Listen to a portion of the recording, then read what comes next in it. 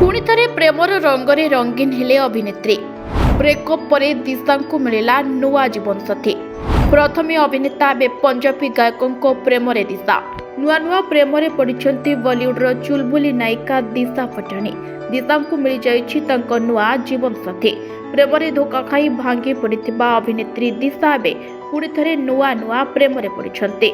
दर्शक बंधु आपण तो निहाती भाव में अभिनेत्री दिशा पटानी को जानी जहाँ आपण अनेक सिनेमा देखा पाइचे। एम एस धोनी, बागी 2 और एक विलेन रिटर्न्स भली सिनेमा आम देखा पाइचे।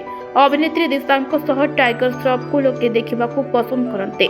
दुईक जोड़ी बेस लोकप्रिय, तेणु दुईक भितर प्रेम संपर्क रही चर्चा होता बेले टाइगर श्रॉफ दिशा ब्रेकअप होता किछि दिन पूर्व चर्चा होता। किंतु वर्तमान अभिनेत्री दिशा को नूतन प्रेम मिल जाइथिबा कहु नुआ जीवन साथी मिल जाइए।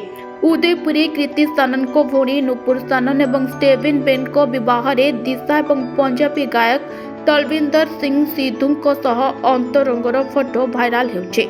उभय परस्पर को डेट करुवा कहुचे, किंतु एपर्यंत ही घटना को नहीं दुहे मुह खोली नाहांती।